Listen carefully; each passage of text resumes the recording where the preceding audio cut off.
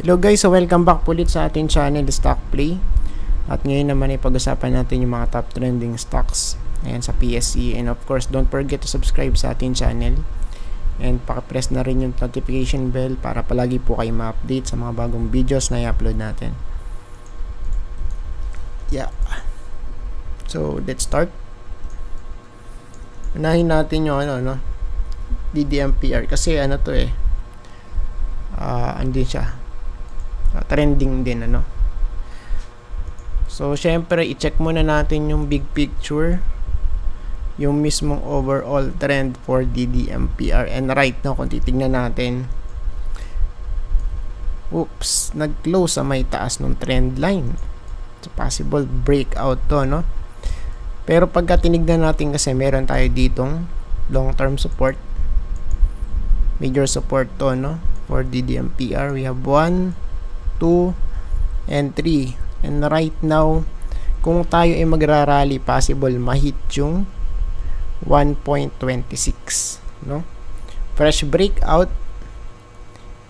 And of course, let's see kung magtutuloy ito papataas, pero right now kasi galing sa baba yung ating stochastic. Ayan, Then sa daily chart, let's check this one. Overbought. Ayan, pero dito sa natin sa RSI hindi pa overbought, So it means may chance, Pero of course, let's see first yung 200-day moving average. Ayan, so ito kasi yung pinaka-crucial part for DDMPR, Since wala pa namang definite na masasabi nating bullish to. Ayan, kaya of course let's wait muna, and just in case na magrarally to, so pwede mag-retest saan? Sa may 200-day moving average. So at least sa 1.22, or kung medyo maganda, of course baka umabot dito sa 1.26. Base po ito sa ating horizontal resistance right here. Ayan, Next one is SGP. Wait lang. Ayan. So for SGP guys, check natin dito So same pa rin yung support 9.99 or let's say sa 10, malapit doon. Then yung resistance malapit po dito sa 11. So still the same for this one, wala namang pinagbago halos. Nag-red lang yung close dito guys, pero dito kasi may divergence and kung sakaling magpe-play out yung divergence na to ay sa weekly chart, so pwede tayong malaglag dito sa 9.15, Then sa daily chart, let's check daily chart 200. So actually medyo malayo yung 200, Ayan, pero nasa taas naman to kasi bullish pag ganito, 9.97 or malapit nga dito sa 10 yung ating immediate support for SGP. Then yung natin second support, kung magpe-play out nga yung divergence, so possible dito malaglag. Ayan, so malapit lang yan sa 9.1, This is for SGP. So next natin DNL.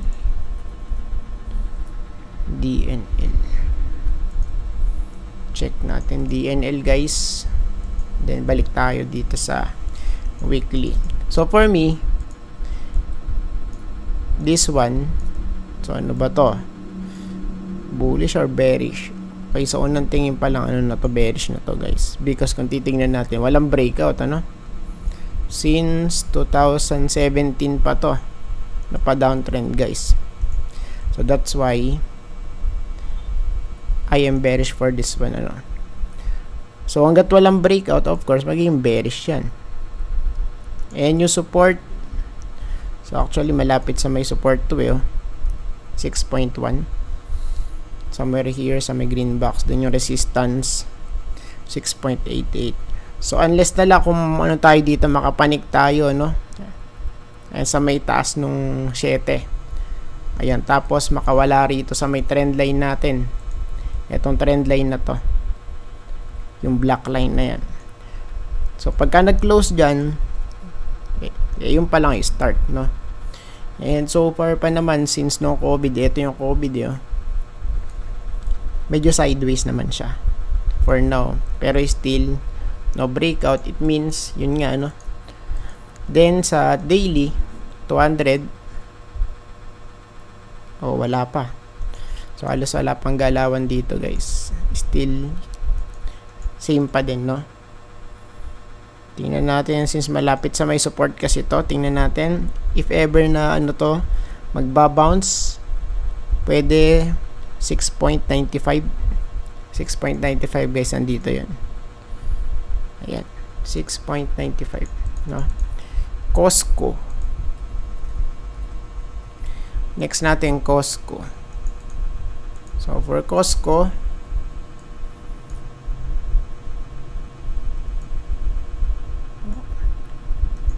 so sideways to, no?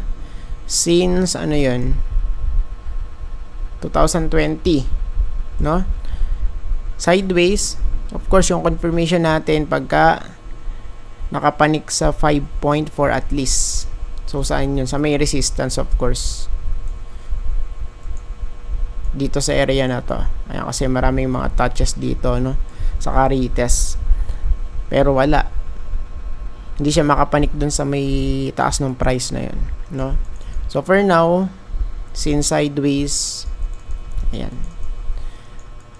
neutral for sure, no? Pagka ganito, ayan, walang trend eh, napatalbog-talbog lang siya guys, ano?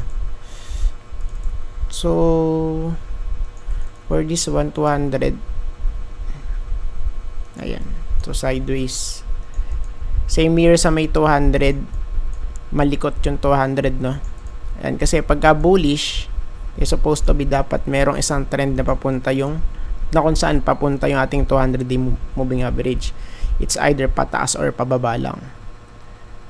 Pero eto guys, ayun, no, malikot. Di ba?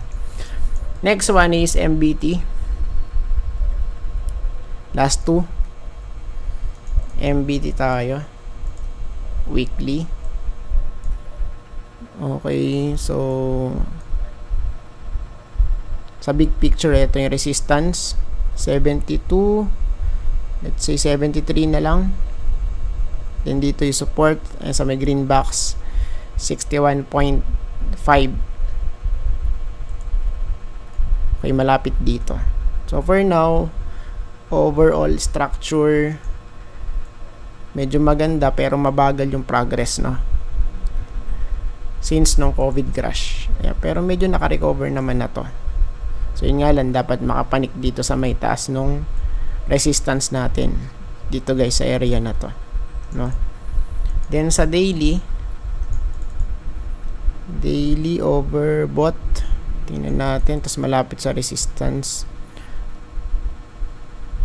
So siguro pwede ito mag-retest dito sa may resistance natin. Ayan, pwedeng pumasok sa may green box na yun, no? This is for MBT. And yung last, AEV. Ayan, for AEB guys, kaya na ba nakikita natin dito? So for now, nasa ano ba to? Nasa resistance siya eh. Ayun, resistance to eh. Nag-retest, tapos ngayon, tignan natin kung may confirmation candlestick, ano, sa next week, this coming week guys, no? Daily, medyo delikado to kasi fresh breakout guys, right? Ayan, no? Plus nasa resistance, plus overbought dito, bearish crossover.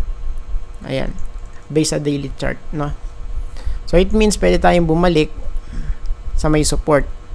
So yung support for AEV nasa 35 to 36. Ayan. So, dito yun guys. Then yung 200, i-check natin saglit. Boom. Bearish. Ano, pagka yung ano natin, yung candlestick natin is nasa baba ng 200 day. Bearish yun. Ayan. So, I think tapos na po tayo guys. At maraming salamat po sa panonood. And see you po sa next video. Bye-bye and God bless.